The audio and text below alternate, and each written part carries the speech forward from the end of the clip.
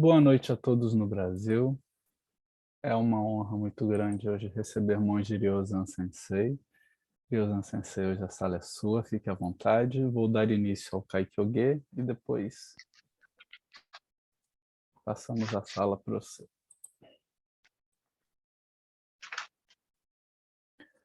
Kaikyoge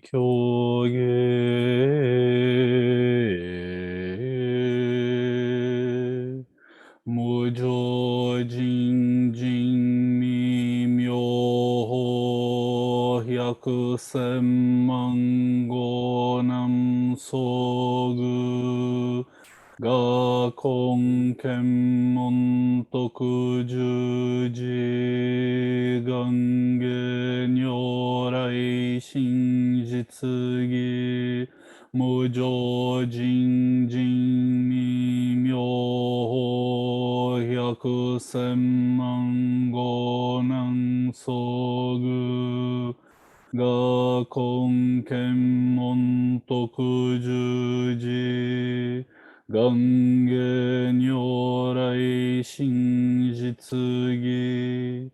O Dharma incomparavelmente profundo e infinitamente sutil é raramente encontrado mesmo em centenas de milhões de anos.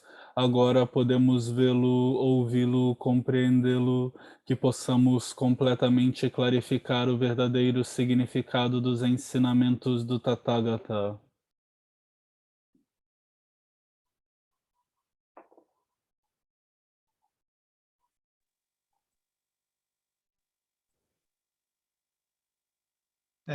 Eu gostaria de começar com algumas palavras de um períodozinho de Zazen. Queria fazer uma menção, né, ao falecimento do venerável Wagner Hakushin, né?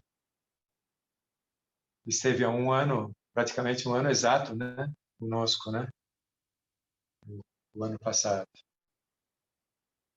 E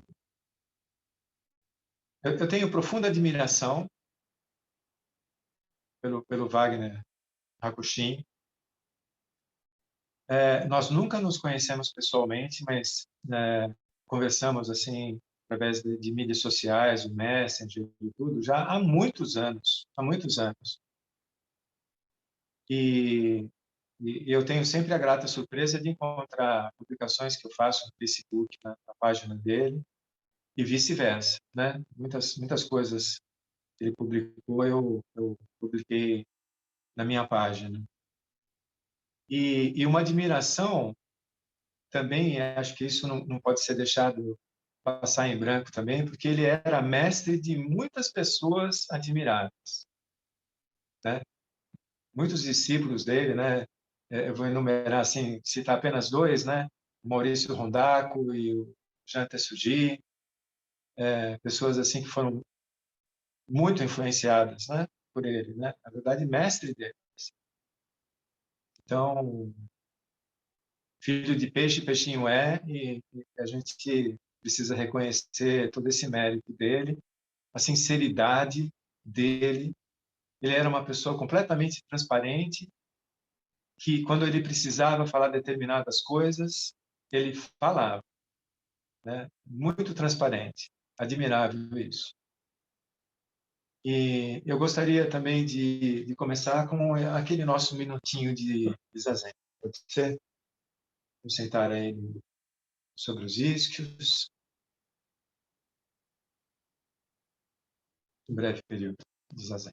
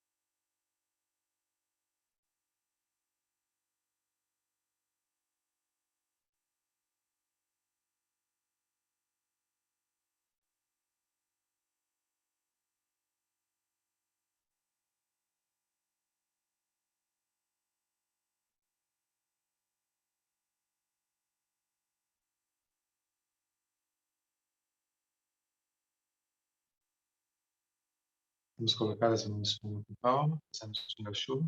Muito obrigado.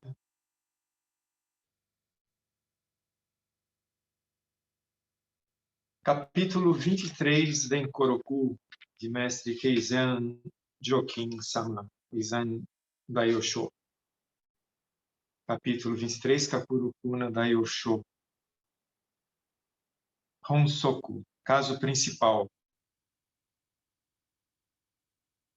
O 23º, só um segundinho, coisa que está me incomodando. Ok? O 23º ancestral foi o venerável Kakurokuna Halenayasha.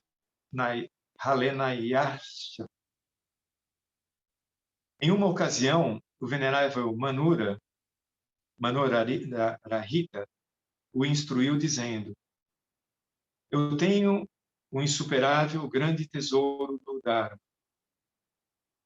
Você deve ouvi-lo e aceitá-lo e converter outros no futuro. Ao ouvir isso, o mestre Kakurokuna concordou e realizou o despertar.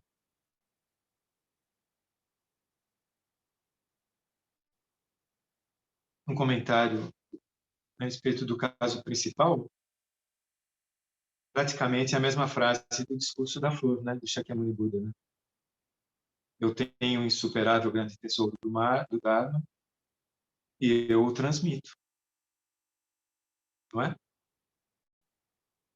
Eu tenho a serenamente de Nirvana, eu tenho o Shobogenzo e eu o transmito. Não é uma Kakasho, mas é um mestre fazendo a sua transmissão, o seu discípulo. Muito semelhante.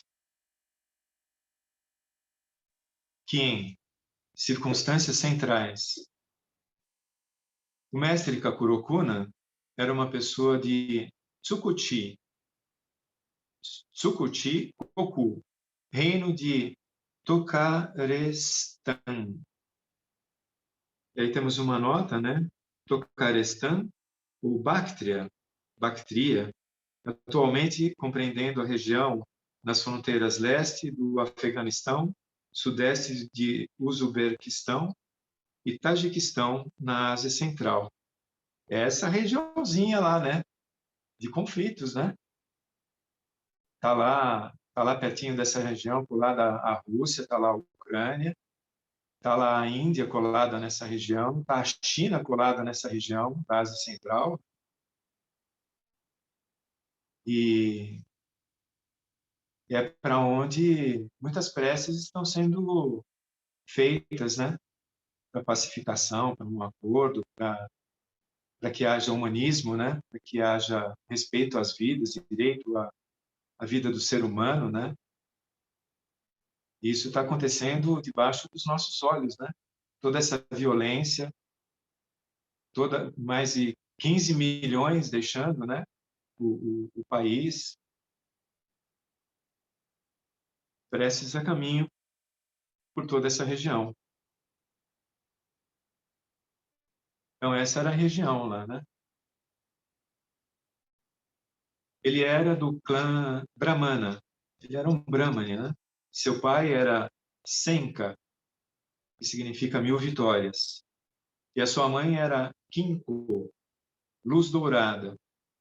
Porque ela não tinha um filho, rezou para a bandeira dourada dos 7 Budas. Então, sonhou com um jovem deus no pico do Monte Sumeru, que segurava um anel de ouro, e este disse: eu vim. Quando ela acordou, estava grávida. Quando o menino estava em seu 7º ano, ele vagou até uma aldeia e viu as pessoas engajadas em adoração indecente. Nota 2. No contexto dos ensinamentos budistas, adoração indecente significa venerar um espírito maligno que necessita de sacrifícios animais. Esta é uma das condições para se perder os votos de refúgio.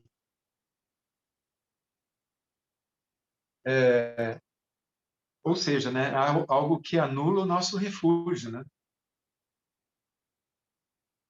que nos faz separar do sagrado. Ao invés de você estar no refúgio, né, dos ensinamentos, você está adorando algo que está fugindo dos ensinamentos. Essa é a adoração indecente. Continuando, né, o texto das circunstâncias centrais. Então ele entrou no santuário e os repreendeu, dizendo: vocês imprudentemente dão origem ao infortúnio e à fortuna, que confundem as pessoas. Ano após ano, vocês desperdiçam animais sacrificados, causando danos terríveis. Quando ele terminou de falar, a fachada do santuário desmoronou de repente. Como resultado, os aldeões o chamavam de criança sábia. Em seu 22º, opa, tem uma falhinha aí, né? Em Faltou seu ano. 22º ano, né? Desculpe. Quando ele estava completando, né, o seu 20º ano, saiu da vida familiar, ou seja, tornou-se um monge. Interessante que eu li isso, né, várias vezes, né? E a gente completa, né? A nossa mente completa, né, o que falta, né? Em seu 30º ano, ele encontrou o venerável Manura. O mestre era chamado de Hale Nayasha, Hale Nayashas, que é o Kakurokuna. Lena é sânscrito, uma palavra sânscrita, né? Enquanto Ha é uma palavra chinesa. Então ele foi chamado de Hale Nayasas, combinando sânscrito e chinês. Nota 3. Lena, ou Lena Rokuna, é o equivalente em sânscrito de Ahatina, joia. E Ha, que é Kaku, é o ideograma para Grou. Eu fui um pouquinho atrás disso, por curiosidade, né? E no livro que é traduzido, o livro de John Dai Delorme e Francis Do-Jun Cook, ele tem uma nota sobre isso, que ele explica o seguinte, que Kulena ou Lena é um bando. E Lena, né, que Lena é bando, e o Ha é Gross. E Yasa, em sânscrito, significa, não é Yatsa, né? É Yasa. Significa glória, esplendor ou fama. Ou fama. Então, uma possível tradução seria do nome, né, do mestre, né? Kakurokuna. Seria assim, famoso devido ao bando de Gross que vai atrás dele, né? Muito interessante isso.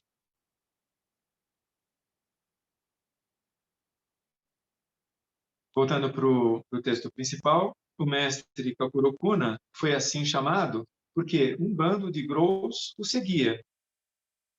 Quando ele encontrou Manura pela primeira vez, vários milagres ocorreram. Embora devam ser narrados um a um, vou narrar apenas um episódio. Quem está narrando esse episódio é o mestre Keizan, né? O mestre Kakurokuna perguntou ao venerável Manura, dizendo: que condições kármicas eu tenho para atrair um bando de Grous? O venerável Manura respondeu: durante o quarto kalpa, você se tornou um bhiksu, um monge. Certa vez, quando você estava indo para uma assembleia em um palácio de dragão, todos os seus discípulos queriam acompanhá-lo. Você observou os 500 discípulos em sua congregação. E nenhuma única pessoa era digna das maravilhosas oferendas. Naquela época, os discípulos disseram: o mestre sempre prega o Dharma que diz: aquele que tem equanimidade em relação à comida também tem equanimidade em relação aos dharmas. Agora, você não é mais assim. Então, que sabedoria pode haver nisso? Então, você permitiu que eles fossem para a Assembleia. Quando você abandonou aquela vida e assumiu uma nova vida, convertendo aqueles em várias terras, aqueles 500 discípulos, por causa de seu pequeno mérito e pouca virtude, renasceram nas famílias dos pássaros, na família dos pássaros. Agora, eles sentem sua bondade. Então, eles seguem você como um bando de grous. Ao ouvir essas palavras, o mestre Kakurokuna perguntou: que meios hábeis posso usar para libertá-los? O venerável Manorahita, que é o mestre Manura, né? Respondeu: eu tenho o insuperável grande tesouro do Dharma, como aconteceu no caso principal. Mentei. Investigação. Verdadeiramente, de acordo com o princípio da equanimidade em relação à comida e equanimidade em relação aos dharmas, não há separação entre sábios e pessoas comuns.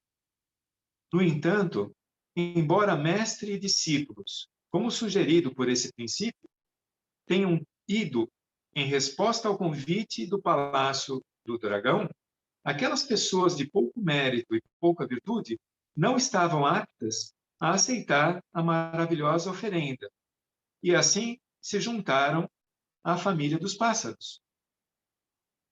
Este episódio deve estimular a atenção dos alunos. Agora, na sua pregação do Dharma, agora na pregação atual, né? Agora, na pregação do Dharma, também não há discriminação. E nos alimentos também deve haver a mesma não discriminação. No entanto, alguns que digerem a esmola dos fiéis. No entanto, há alguns que digerem a esmola dos fiéis. E há outros que são prejudicados pela esmola dos fiéis. Quando se trata disso, parece que eles não estão alinhados igualmente. Teríamos que chamar isso de o cúmulo da discriminação. Se vocês perguntarem qual é a razão disso, é porque, se olharmos para a comida e olharmos para os dharmas, mesmo que os vejamos alinhados igualmente, e mesmo que os entendamos como sendo o mesmo, já existe a distinção de olhar para os dharmas e a distinção de olhar para a comida.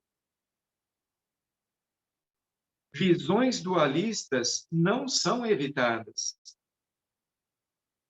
Confusos por expectativas desejosas, eles seguiram seu mestre para a festa do Palácio do Dragão.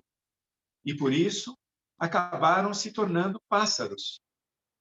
Sabemos disso porque eles não penetraram no princípio da equanimidade em relação à comida e equanimidade em relação aos dharmas. Verdadeiramente, eles estavam vinculados por nomes e sinais existentes, por Namarupa, né? Quando se trata de coisas como o insuperável grande Dharma mencionado aqui, no caso principal, o que poderia ser chamado de comida e o que poderia ser chamado de dharmas? O que é sábio? O que é comum? Nós estamos no Mahayana, né, gente? Palavras minhas, né? Comentando aqui, né? Nós estamos no Mahayana, né?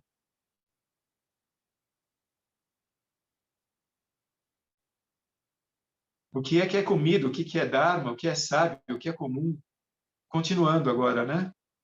Mestre Keizan, na verdade, não é nada que as formas e suas sombras possam alcançar. E, no entanto, é difícil nomear como mente ou natureza. Este Dharma, além disso, não é recebido dos Budas, não é recebido dos ancestrais, não é concedido aos filhos, não é transmitido pelos pais. Não tem nada que possa ser chamado de eu ou outro. De onde tiramos os termos comida e dharmas? Quanto menos poderia haver um lugar para o qual alguém pudesse ir ou ser convidado, ou algo como se tornar um bando de grous? Portanto, seja meticuloso em fixar seus olhos. Como você olha, meu comentário, né? Como você olha para as coisas. O que você vê quando você olha as coisas? Se você está vendo coisas, você está mergulhado num universo materialista, né? E se você está vendo apenas e tão somente o mundo do absoluto, você está numa postura extremista, você não está no justo meio.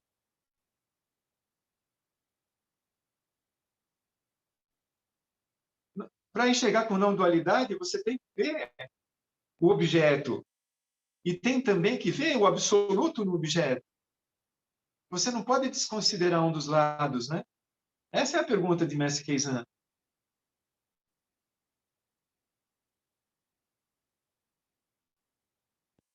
Eu vou voltar a ler essa frase, né? Mestre Keizan. Portanto, seja meticuloso em fixar seus olhos.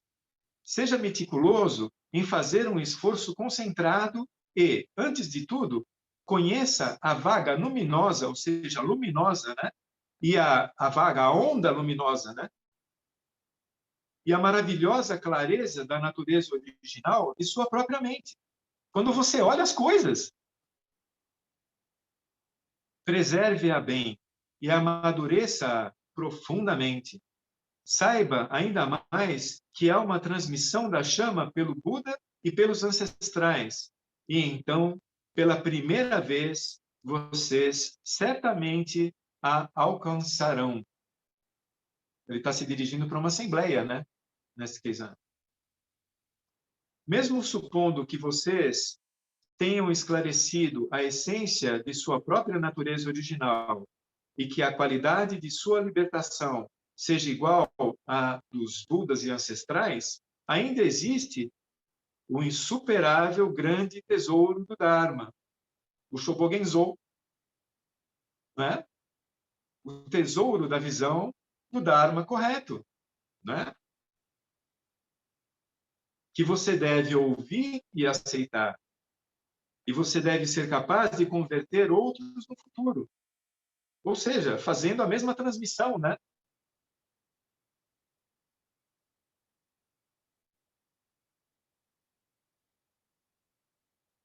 Avaliando, né? Se essa transmissão de fato, né, está indo para frente, ou se é um bando de grous, né? Gente, olha, quando eu conheci Koen Hiroshi, naquela época Koen Sensei, eu, em menos de um ano, logo em seguida, eu fui determinado para ter turmas de meditação num espaço chamava Espaço Oasis. E eu virei para ela e falei assim, eu não sei se eu tenho capacidade para isso. E ela virou para mim e ela falou assim, eu não quero saber se você tem capacidade ou não. Isso quem vê sou eu, não é você. Eu estou perguntando se você quer ir ou não. Mestra, estou indo. E essa turma durou mais de 16 anos. E ela, a gente sabe como é que é uma sanga, né? Ela está sempre em mudança, né? Tem gente entrando, gente saindo e tudo, né? E eu tinha um termômetro para medir como que eu estava me portando com relação à sanga. E eu cheguei numa conclusão muito estranha, que quando a sanga estava aumentando demais, que eu estava fazendo alguma coisa errada. Não é brincadeira. Não é brincadeira. A gente criar, aí fala o texto fala de um bando de growers, né?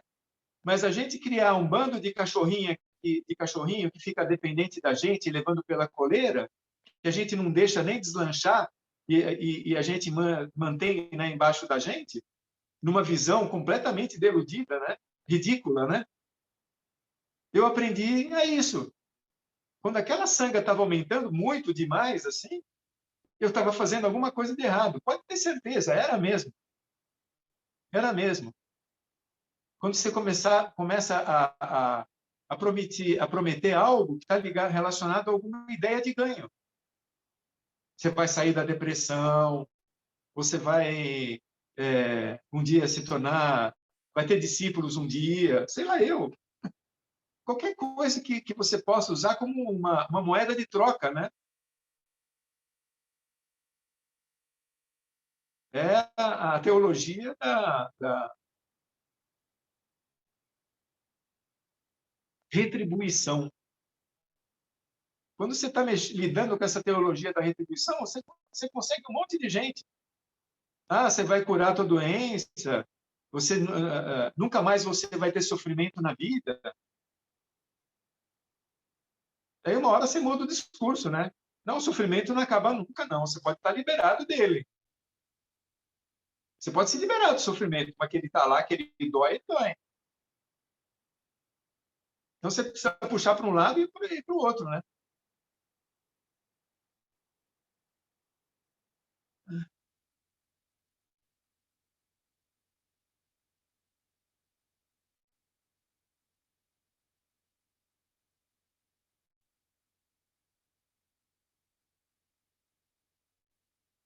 Eu me perdi um pouco onde eu estava aqui no texto, né? Natureza original. Mesmo supondo que vocês tenham esclarecido a essência de sua própria natureza original e que a qualidade de sua liberação seja igual dos Budas ancestrais, ainda existe o insuperável grande tesouro do Dharma que você deve ouvir e aceitar. E você deve ser capaz de converter outros no futuro. Este não é o princípio da natureza original. Como então poderia estar dentro da esfera da cognição, de ver e ouvir? Ele transcende em muito os sentimentos do passado e do presente, e desde o início nunca residiu dentro dos limites que separam os seres humanos e os Budas. Portanto, ao chamar essa pessoa, é impossível tomá-la como Buda. É impossível tomá-la como comum. Ele nem se senta adequadamente dentro do salão, nem passa por nenhuma das funções extremas. Sendo assim, mesmo que você procure sua sombra, você não pode encontrá-la. E mesmo que você procure por seus rastros, você não pode encontrá-los. Que tipo de coisa se chama Bodai? Com um único vômito, vomite tudo. Com uma única merda, cague tudo. Eu quero relembrar uma frase que eu já citei aqui algumas vezes, né? Joshu, o mestre Joshu, Shao Shou, né? O chinesinho, né? Que ele se ordenou lá aos 60 anos de idade, né? Para mim, quando eu fiquei sabendo isso dele, ele se tornou meu ídolo, porque eu me ordenei com 50 anos de idade, né? Porque eu não queria, porque eu hesitava, né? Bom, e um dia, o mestre Joshu, ele se posta, né, perante a Assembleia, ele diz assim: a simples menção da palavra Buda me causa asco. Ou seja, eu sinto vontade de vomitar quando eu uso a palavra Buda. E aí um monge lá da Assembleia virou para ele e falou assim: mestre, mas se for assim, como que o senhor vai falar sobre o Dharma? Sabe o que ele respondeu para a Assembleia? Buda, Buda, Buda, Buda, Buda.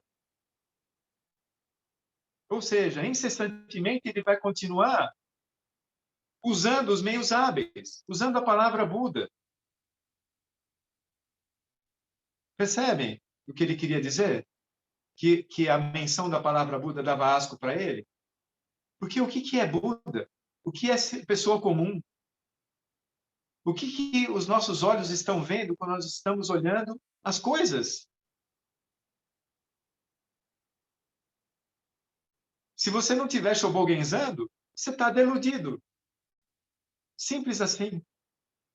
O que você olha, o que macaco achou, olhou quando Shakyamuni Buda estava girando a flor para as pessoas.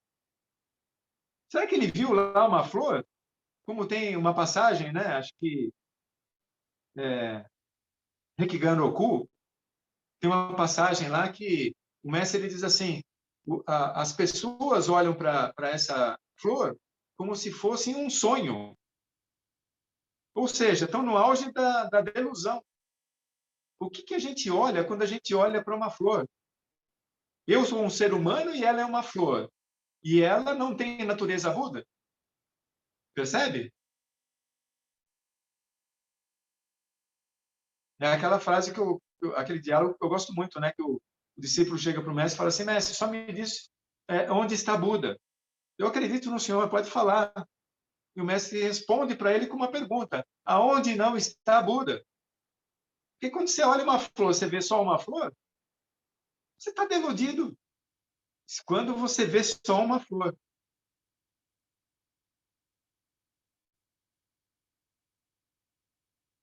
No momento em que as coisas estiverem assim, vocês serão uma pessoa incomensuravelmente grande.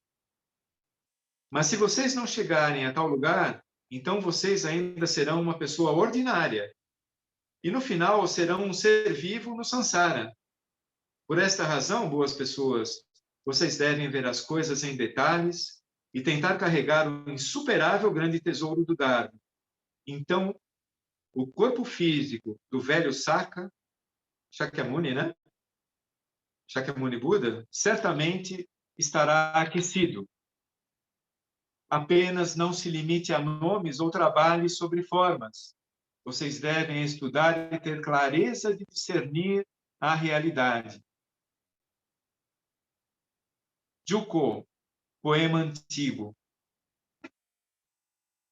Paredes rebocadas perfuram as nuvens. Sabe que paredes rebocadas são essas? É a parede do zazen para a qual a gente olha, gente. A gente olha para essa parede rebocada e elas vão perfurar as nuvens.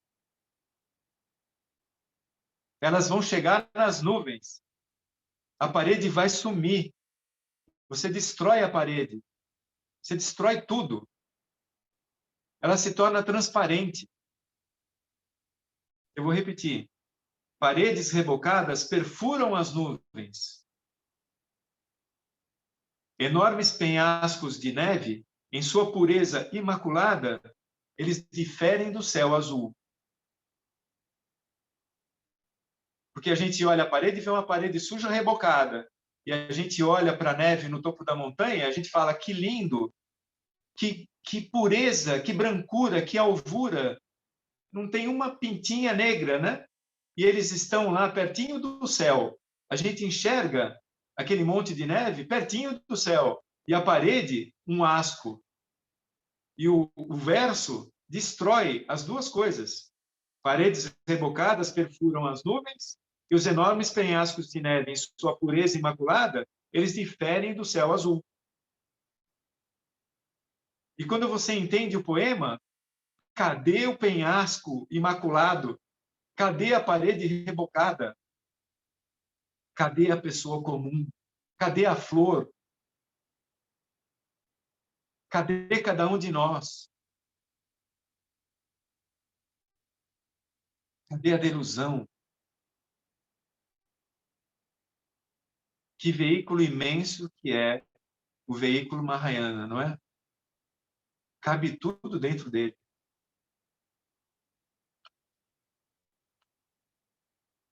O veículo do Mahayana deveria ter o apelido de Arca de Noé.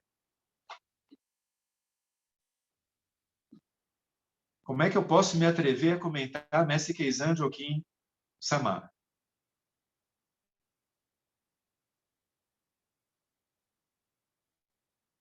Eu só posso dizer uma palavra aqui. É gratidão. É gratidão. Sempre. Gratidão pelo sofrimento também, né?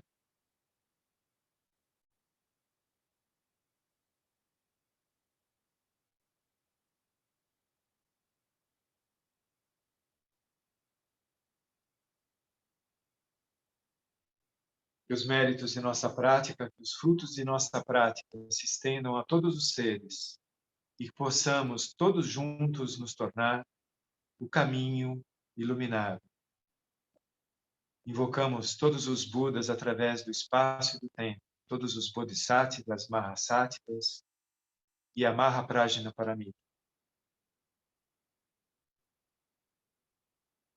Que todos sejam felizes, que ninguém seja infeliz, que todos tenham boa sorte. Confio, entrego, aceito e agradeço. Muito obrigado. De coração. De Shin para Shin.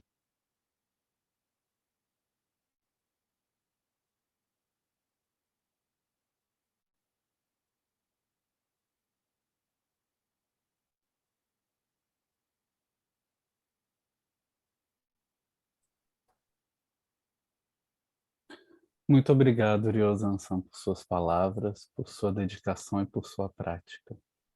Nós só temos a agradecer também. Eu abro para caso alguém queira fazer alguma pergunta ou algum comentário para Ryosan-san, por favor, fiquem à vontade.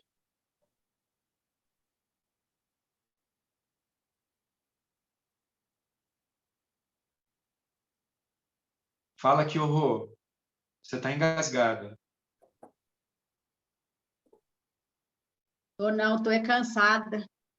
Mas eu achei interessante você falar da nuvem, porque me veio assim na mente de vez em quando estou fazendo zazen, é um estado do olho, né? Na verdade, assim, que a gente eu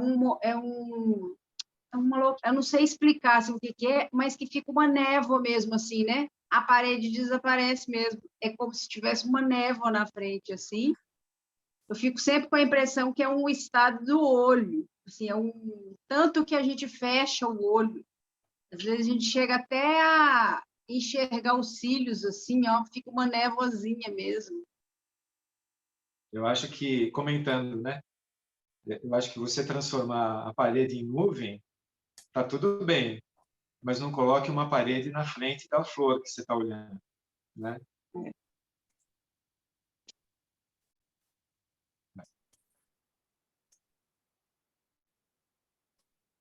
Parece que tem uma pergunta escrita aqui, Ryosan-san. Tem sim, eu vou ler para Ryosan-san. O Lucas Gomes ele faz a seguinte pergunta: o senhor poderia falar mais sobre perder os votos de refúgio? Foi algo que me chamou a atenção no texto, nunca havia ouvido antes. Isso eu posso responder depois, porque isso é um comentário meu, deste que vos falo. Então depois eu também posso falar um pouco sobre isso. A respeito do comentário do incrível veículo Mahayana, lembrei daquela história de Milarepa se esconder da chuva no chifre do iaque. Seu discípulo pergunta como isso é possível, e ele responde que se o discípulo compreendesse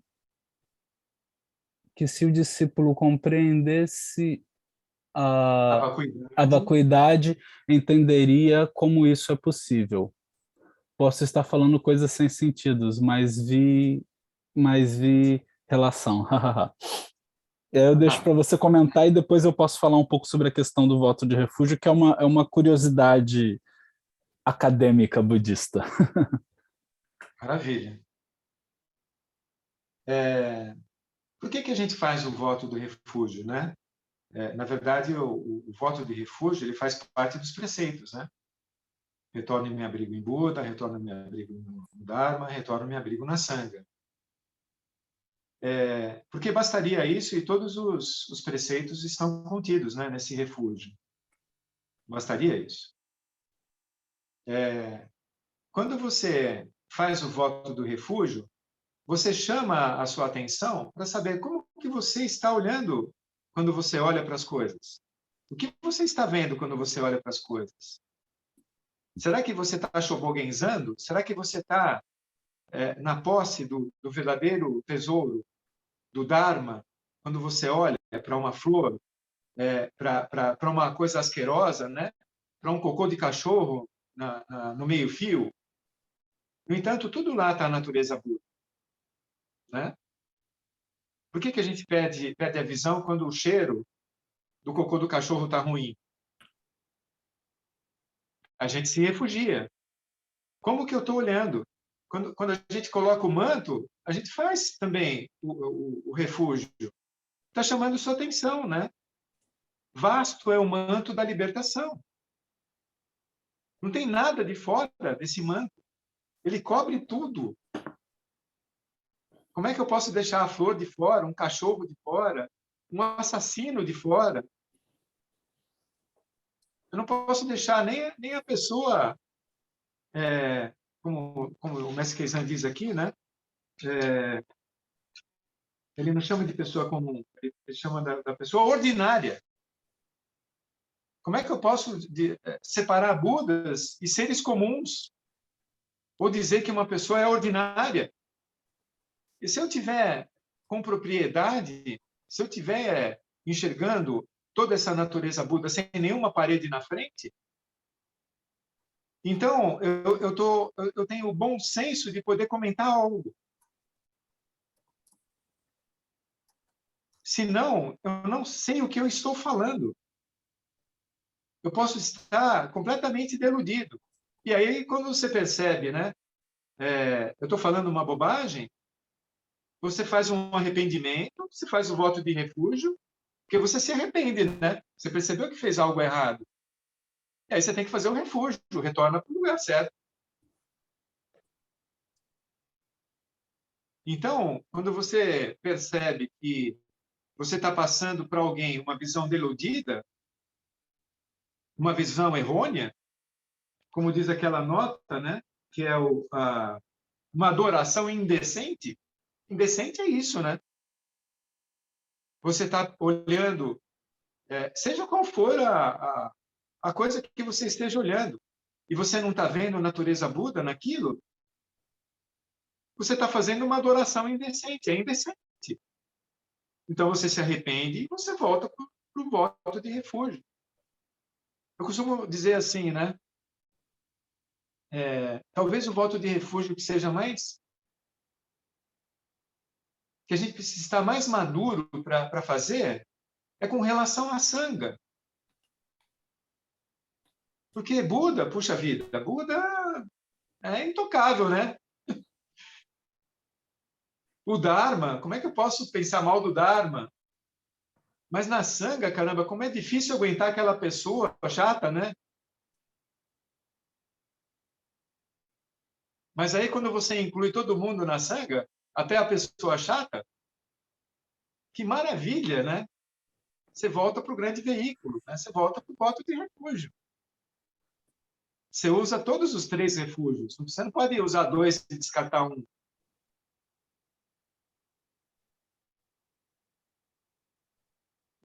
Com relação à história, né, de Milarepa, eu adoro uma passagem.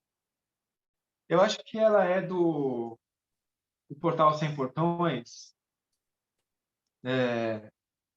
Ela conta que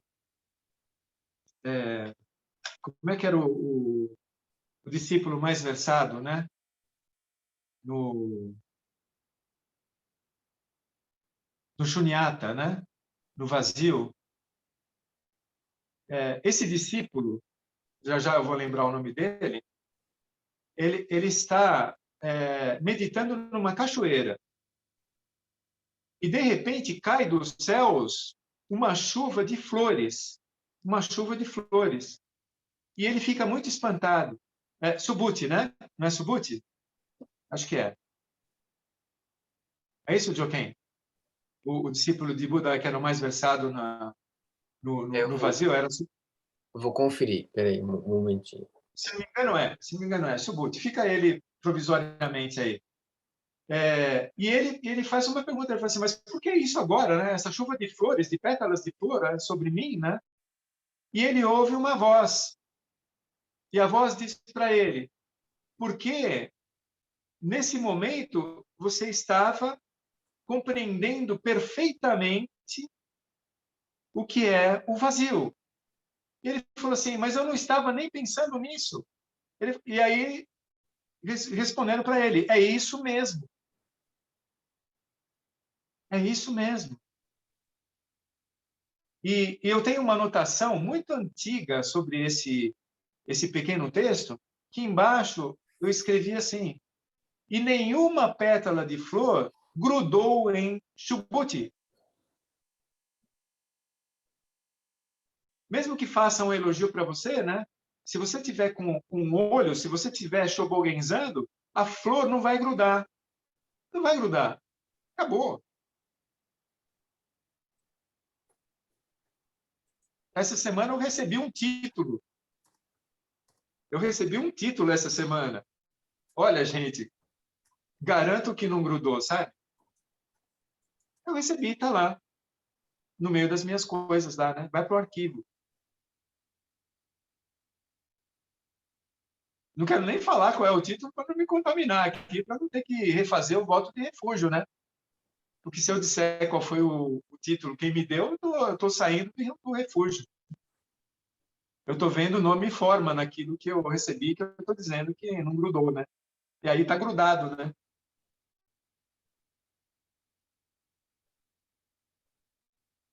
E agora eu queria ouvir sobre a curiosidade do voto de refúgio do Sensei. Yosan-san, Hum. eu leio aqui Subhuti, em japonês, Shubodai Sonja, o primeiro em compreender o vazio. Geku Daichi. Então, na verdade, essa historinha ela conta para a gente, né? O que é esse entender o vazio? É vivenciar ele. Quando você olha para a comida ou para o convite que é feito por um palácio, né? E você não é nem merecedor daquela oferenda lá que está sendo feita, daquela comida que está sendo oferecida, né? Quando você não está relacionado a isso, você se veste como monge para ir lá no evento formal, porque você tem que se vestir como monge. Acabou. Você não vai botar o uracuçu bordado de fio de ouro para ir lá, né? Você vai porque é isso. Você fez o voto monástico. Então, você vai vestido como monástico. Acabou. Você não está preocupado com isso. Você não está preocupado se lá vai ter carne ou não para comer. O que eles vão oferecer? Se eu gosto mais de doce, puxa, tomara que eles ofereçam daqueles doces, né? Você vai lá e vai participar. Você vai conversar com as pessoas de mente a mente. Se isso puder ser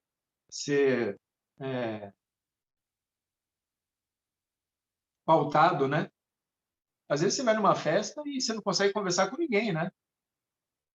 Levanta, sacode a poeira e dá a volta por cima. Mas se vem alguém e pergunta, né? Monge, como é que a sua tradição vê tal coisa? Puxa, você puxa o fio da meada, né? Você puxa o fio da meada, para ele não virar um grou. Para ele não virar um grou. Para ele andar com as próprias pernas, né? É sempre assim.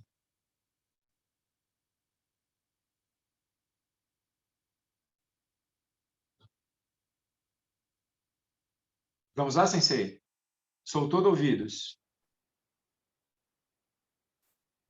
Então, com relação ao voto de refúgio, é interessante porque nos textos de Vinaya, né? Então a gente pode, lembrando aqui como é que eram separados antigamente os ensinamentos, né? Então você tem os sutras, que são as narrações dos acontecimentos com relação ao Buda histórico, né? Então você tem alguns sutras em que acontecem as histórias de Buda Shakyamuni e de outros Budas, né? E os ensinamentos são proferidos, são manifestados, por assim dizer, né? E você tem o Vinaya e você tem o Abhidharma. Então, no conjunto de textos que se compreende o Vinaya, quando existem os textos que vão relatando os preceitos, e o Sutra da Rede de Brahma é um dos textos usados pelo budismo Mahayana com relação ao Vinaya. Dentro do Sutra da Rede de Brahma, quando ele vai detalhando as proibições, um dos tópicos que ele fala é sobre quando perdemos os votos. E aí o primeiro tópico é esse, é fazer adoração indecente, que significa que você prestar homenagem a alguma deidade ou algum deus que necessite de oferenda de sangue. Ou seja, você matar um animal para um determinado deus ou deidade ou demônio, ou enfim, ser celestial, enfim. Você fazer um sacrifício animal, então, porque tirar a vida, né? Fala com relação ao preceito de tirar a vida, né? Então, quando você quebra esse preceito, isso segundo o texto do Vinaya, você perde o seu voto de refúgio. É muito interessante porque algumas tradições, por um exemplo, os tibetanos, algumas linhagens do budismo tibetano, eles não podem nem entrar em determinados lugares ou templos, porque eles têm essa proibição assim, muito séria, né, muito severa, de que se você até inclusive entrar no local onde esse tipo de sacrifício ocorre, você automaticamente perde esses votos, né? Então você tem que refazer os votos na próxima cerimônia de tomada de votos, né? Ou na lua cheia ou na lua nova, né? Que aí ocorre a cerimônia de arrependimento e tomada de votos, né? Então isso tudo fala de um meio hábil externo para podermos ter uma prática interna, né? Então, voltando ao texto, né? O que você está focando, o que você está olhando, que tipo de conduta você está tendo, né? Então, existe essa modalidade de caminho em que você tem uma conduta estrita a seguir, e isso fala muito dos textos de Vinaya, né? Dos textos de conduta monástica e conduta leiga, né? Inclusive, essa proibição ela é válida para os dois, né? Tanto para o monástico quanto para o leigo, né? Então, se você faz parte de uma das 4 assembleias, se você presenciar ou participar de alguma cerimônia que tenha esse tipo de conduta, de sacrifício animal, então você perde os votos, né? Você tem que retomar na próxima oportunidade, por assim dizer. Eu adorei isso, mas eu gostaria de fazer um pequeno comentário. Obviamente, por exemplo, você fazer um sacrifício, né, de uma vida com relação a algo que você queira, ou que alguém queira, que está relacionado a uma ideia de ganho, é um absurdo. Eu acho que é um absurdo. Porque você está perdendo compaixão também, né? Com relação ao sacrifício daquela vida em si. Ao mesmo tempo, tem algo que é muito sutil, que é o fato de você estar vendo algo como tendo uma natureza separada da entidade para a qual você está oferecendo. Você está perdendo o Shobogenzo. Você está deixando de ver a natureza Buda naquele animal que você está tirando a vida. É o que é muito abordado nesse texto pelo mestre Keizan, né? É interessante quando a gente olha o texto raiz, ele diz, né, aí abre parênteses, no Kien, né, no primeiro parágrafo do Kien, o que Kakurokuna chama a atenção é que ele diz, né, vocês imprudentemente dão origem ao infortúnio e à fortuna. Exatamente. Que confundem as pessoas. É porque esse tipo de prática não é só a questão de você sacrificar o animal também, né? Também tem isso. A questão também é que você tá usando o samsara para confundir mais ainda, você emerge as pessoas mais ainda na questão da ilusão, né? Você está iludindo mais ainda as pessoas, dando uma materialidade a algo que não pode ser material, né? Exatamente. Exatamente.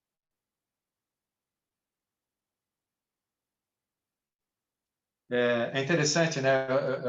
Você dizendo, né? Isso me lembra dos 3 venenos, né?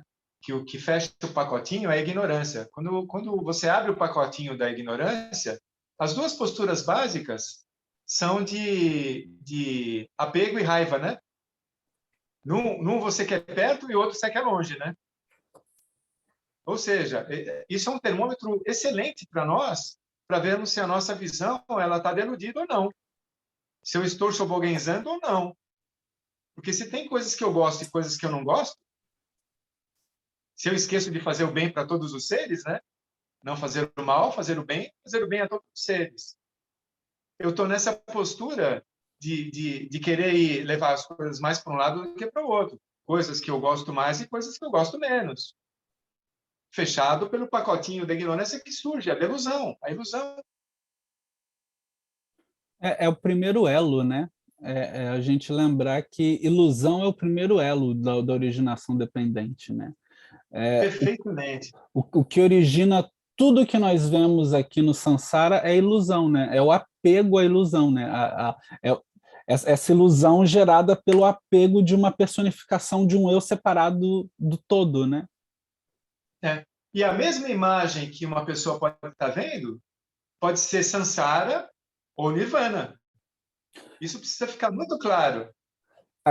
Eu daria o passo além. A mesma imagem é Sansara e Nirvana, né? Porque você tem que iluminar a base, né? A grande questão, o que Mestre Keizan está trazendo aqui, né? Isso é uma coisa que a gente sempre tem que se perguntar, quais são os meios hábeis que Mestre Keizan está usando para tentar explicar a natureza original da mente. Sim. É que tudo é Sansara, tudo é Nirvana, porque você tem que iluminar a base. É como se você olhasse um origami. Quando você olha o origami do cachorrinho, ou do chapeuzinho de samurai, ou do tsuru, do Grou, né? Quando você olha o origami do Grou, você está vendo ali uma forma. Só que, se você olhar num momento anterior, você vai ver que aquilo ali é uma folha de papel. O problema é que as pessoas, elas teimam em dizer que é um tsuru, que é um grou, né? E elas esquecem que isso tudo é uma folha de papel. A brincadeira toda é uma folha de... A natureza original da mente é isso. Então, quando a gente dobra as coisas para que elas tomem uma forma, uma aparência, a gente acaba tomando essa forma, aparência como real e esquece que, na verdade, antes de ser essa forma, aparência, ela era apenas uma folha de papel. Só que quando você pega essa forma, aparência, ela continua sendo uma folha de papel. Então, esse origami, ele não deixa em momento algum de ser folha de papel.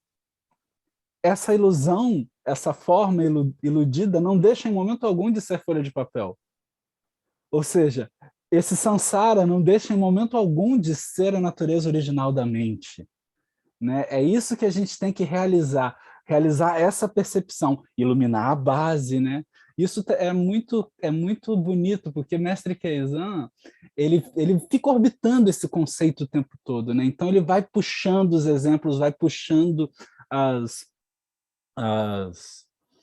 as formas de você realizar e ver isso. Então, quando a gente olha esse texto, qual é o grande problema aqui desses discípulos, né? Não é que eles não tinham mérito ou tinham mérito, é que eles não conseguiram perceber que ir ou não ir ao banquete, que eles não foram convidados, não fazia importância, não tinha importância. Porque esse banquete, ele pode ocorrer o tempo todo, né? Esse festim, esse banquete do Dharma pode ocorrer o tempo todo, em que todas as coisas que nós percebemos, todas as comidas que nós temos, todos os alimentos, são o próprio Dharma nos alimentando, né? São os próprios ensinamentos nos alimentando. Então, a gente tem que ter essa clareza de percepção, né? E aí, quando a gente tem essa clareza de percepção, o origami do Tsuru, ele vai ser um origami do Tsuru, né? A gente vai estar vendo ali um grow, mas ele, em momento algum, deixa de ser folha de papel.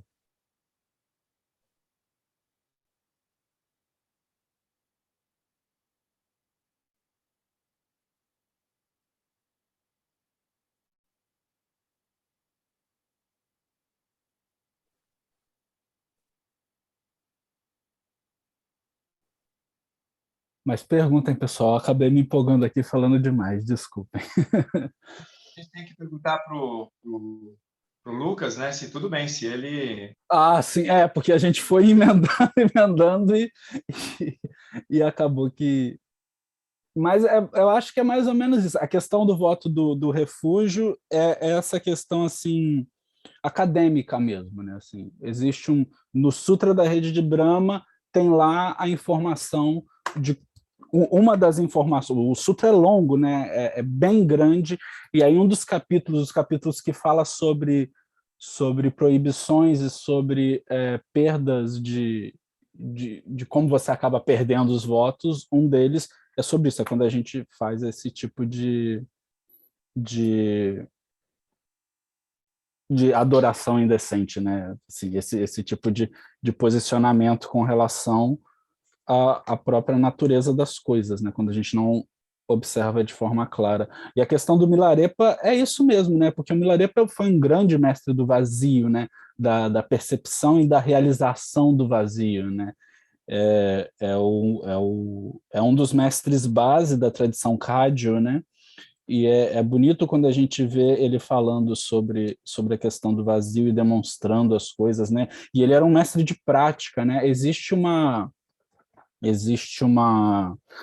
passagem muito peculiar em que eu acho que a Gampopa, né, que é aluno de Milarepa, pede para o mestre para ele mostrar algum segredo assim dos ensinamentos, qual é o maior segredo e com relação aos ensinamentos, e aí, se eu não me engano, eu não tenho certeza, mas se eu não me engano, nesse momento, Milarepa pega e levanta o saiote dele, a roupa que ele estava vestindo, e mostra a bunda para o mestre, pro aluno, né? E é difícil entender essa passagem, porque ele está mostrando os calos nas nádegas. Ele diz que essa é o maior segredo, né? A realização. O segredo da realização é esse, ele mostra os calos nas nádegas, né? E aí esse que é dito que é o portal secreto, né? E as pessoas, quando leem esse texto, elas não conseguem entender isso, né? Assim, é isso que ele está mostrando para o aluno. O maior segredo é esse, é o calo, né? Você tem que praticar. Não tem meio termo, né? Porque a gente fica numa coisa assim, então o samsara é nirvana, o nirvana é samsara e tal, não sei o que lá. A gente consegue ter um entendimento conceitual disso, né? Nós, enquanto seres humanos, nós temos a capacidade cognitiva de conceitualizar e imaginar isso. Inclusive por um desencadeamento lógico, né, de palavras, né? Pela lógica a gente consegue entender isso, né? E o budismo, budismo e o Abhidharma, as explicações filosóficas budistas, elas são baseadas em lógica, né? A gente está falando aqui de lógica clássica, né? Quase uma lógica aristotélica, mas é uma lógica budista, né? Quando a gente olha, é uma lógica indiana, é um jeito diferente de trabalhar a lógica, mas é lógica. E aí o que os grandes mestres eles dizem é que tudo bem, existe essa lógica budista, existe essa filosofia budista, mas se você não praticar, meu querido, você vai ficar só no caminho da lógica, você vai ficar só o que eles podem algumas tradições classificam como o caminho do ouvinte, né? Você ouve os ensinamentos, mas se você não pratica, você não adentra o caminho do praticante, você não realiza a prática. Então, as tradições que elas têm como base que é possível realizar o caminho nessa vida, elas são tradições baseadas no caminho da prática, né? Você tem que sentar e praticar. Não adianta você ficar só no caminho do ouvinte. O caminho do ouvinte é importante? É importante. É bacana? Sim, é bacana. Só que a gente sempre tem que ver qual foi o passo que Shakyamuni Buda, o nosso mestre fundador, o nosso mestre original, fez. O que ele fez de fato? Ele praticou. Então a gente tem que ter esse cuidado, né, de sempre colocar a prática no seu devido lugar, que é o ponto central, que é a órbita que a gente está aqui fazendo, né? A gente está aqui o tempo todo comentando, mas a gente orbita por essa esfera, por essa estrela de gravidade da prática, que é a percepção da real natureza de todas as coisas, né? Pode falar, Ryosan-san, eu vou me empolgando, você pode me cortar. Você está mudo, Ryosan-san. A gente não consegue.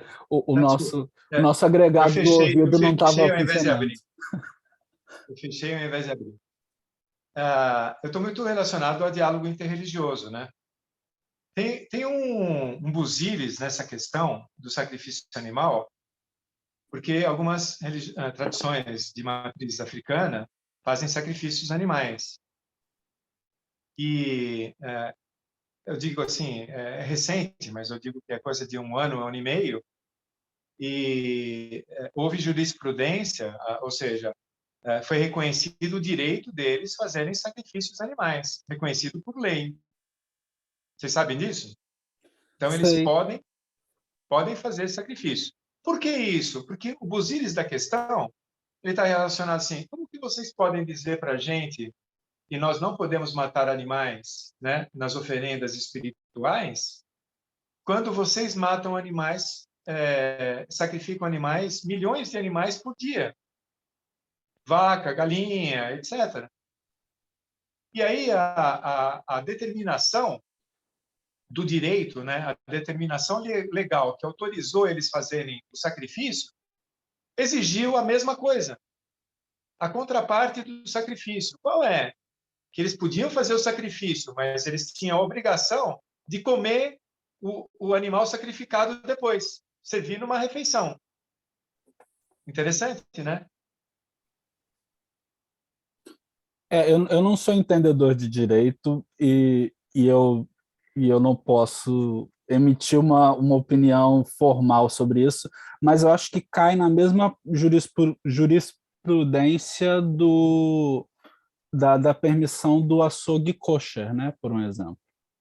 Quando você pela lei judaica, você só pode comer carne e aí tem as especificações dos determinados tipos de carne, e o abate ele tem que ser um abate ritual.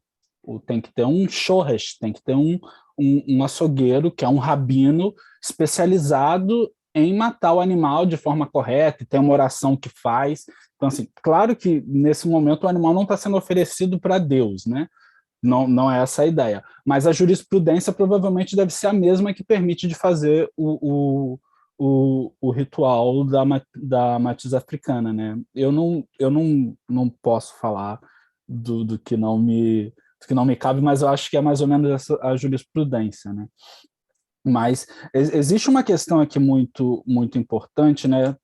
Assim, a gente tem que sempre contextualizar o texto e o período histórico, né? Então, existe uma crítica histórica aqui na questão dos sacrifícios, que na Índia, né, se a gente olha para a Índia antiga, e aí essa região que ele está ainda era parte da Índia, né, que é assim, é bem ao norte, né, já é lá no finalzinho, já início da Rota da Seda, né, mas ainda é Índia, né, e todas essas tradições hindus, por exemplo, os brahmanes, quando eles faziam sacrifícios, eles preferiam, por exemplo, jogar a comida, o animal sacrificado fora, ou queimar o animal inteiro a dar para um Dalit, a dar para alguém de uma casta inferior, por um exemplo, né? Então, assim, existe a questão, ele fala aqui, né? Ano após ano, vocês desperdiçam animais sacrificados, causando danos terríveis. Existe aqui uma crítica social também, que é importante a gente contextualizar e olhar, né, para ver essa fala, né? Então, assim, por exemplo, eu conheço tradições de matriz africana que existe esses rituais em que se sacrificam animais para as deidades, e esses animais eles são comidos depois, né? Existe um grande banquete, existe uma grande festa que é feita ali para alimentar aquela comunidade, né? Para alimentar aquelas pessoas, né? O que eu vejo aqui que não é o caso, né? A crítica que ele está colocando aqui, ano após ano, vocês desperdiçam animais sacrificados, causando danos terríveis, né? Então, assim, tem isso também, né? É sempre bom contextualizar.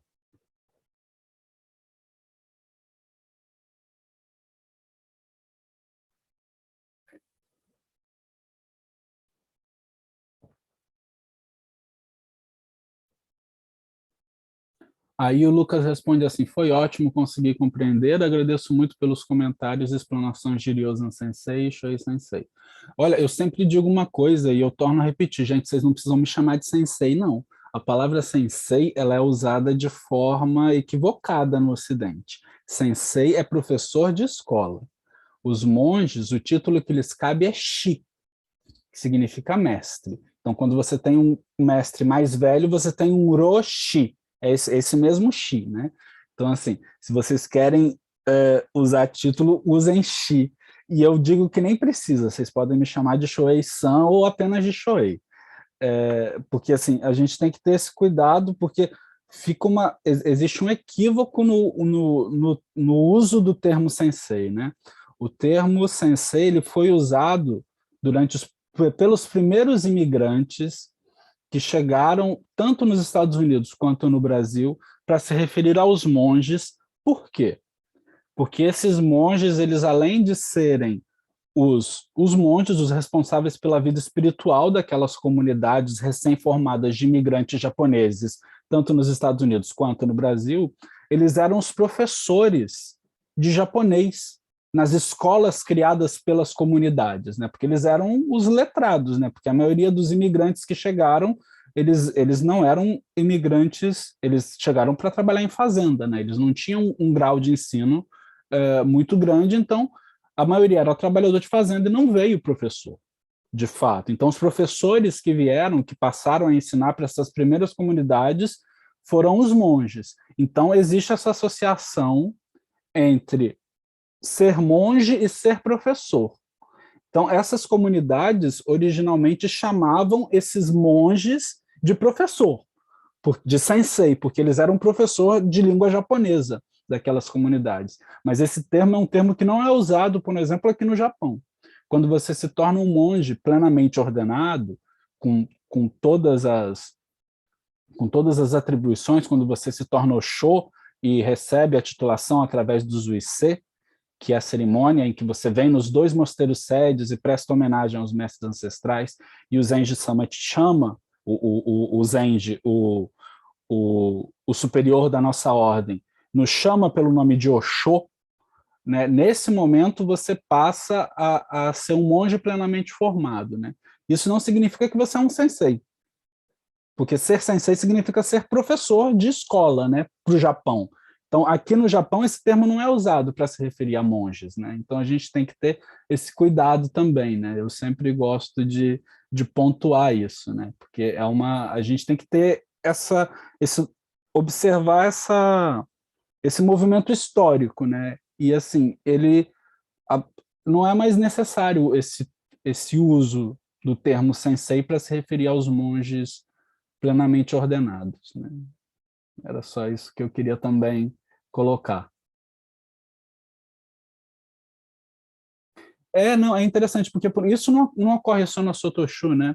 Tem algumas outras tradições, a gente vê isso também, as tradições Jodoshu, Jodoshinshu também chamam os seus seus professores do Dharma de sensei, né? E isso aí no Brasil, né? E isso é por conta disso, é por causa desse movimento, desse primeiro movimento de imigração, né? Então, é sempre importante a gente ter em mente o porquê do uso da palavra, né? Então, assim, eu particularmente vejo que não cabe mais, porque essa função ela já não existe mais. Então, assim, quando você vai nos templos e aí você vê lá as pessoas de mais idade chamando os monges de sensei, o motivo é esse, né? E aí acaba mantendo esse ciclo de, de uso do termo por conta disso, mas é sempre bom a gente visitar de forma clara o motivo, né, original.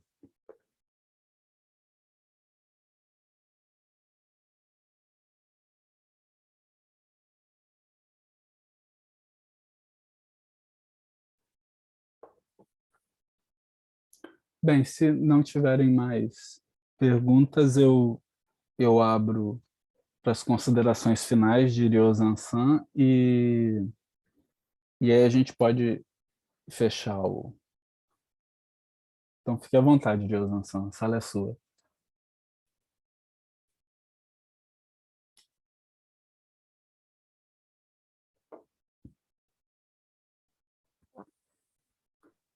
Para mim, os méritos, né, de Mestre Keizan, a nossa mãe do Dharma, né?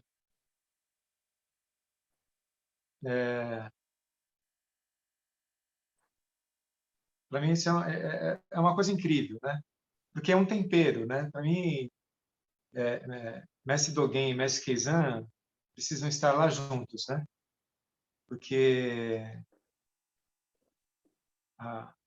o que às vezes, né, fica nebuloso, né, de um lado, o outro esclarece, clarifica, né? E vice-versa. Então, o Denkoroku, Shobogenzo, como que a gente pode escrever isso, né? Sem ter que refazer os votos de refúgio, né?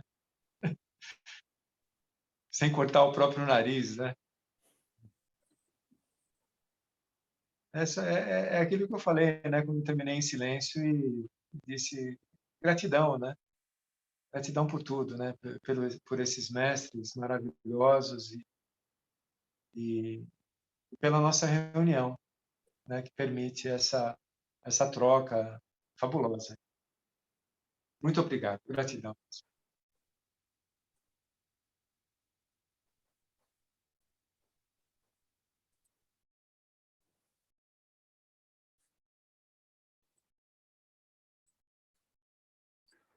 Negawaku wa kono kudoku o motte yamaneku issai ni oyoboshi, warera to shujo to mina tomo ni butsudo jouzen koto,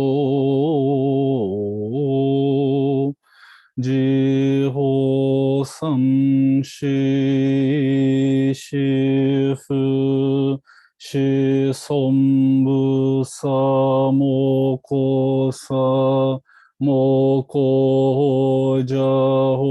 Horomi. Pedimos que os méritos de nossa prática se estendam a todos os seres, que possamos todos juntos realizar o caminho de Buda. Oferecemos a todos os Budas através do espaço e do tempo, a todos os Bodhisattvas e Mahasattvas, a Mahaprajna Paramita, que é a grande perfeição de sabedoria, mãe de todos os Budas, Bodhisattvas e Mahasattvas. Muito obrigado a todos. Muito obrigado, Ryo-San, por suas palavras. Nesse canto do vídeo vai ter um botão de inscrição para o canal no YouTube. Se vocês quiserem, vocês podem se inscrever. Nesse outro canto vai ter as playlists tanto desse semestre quanto do semestre anterior. Fiquem à vontade e se quiserem também podem acionar o sininho para receber as notificações. Muito obrigado e tenham uma boa noite e uma boa semana a todos. Lembrando, lavem as mãos, usem máscaras, tomem vacinas.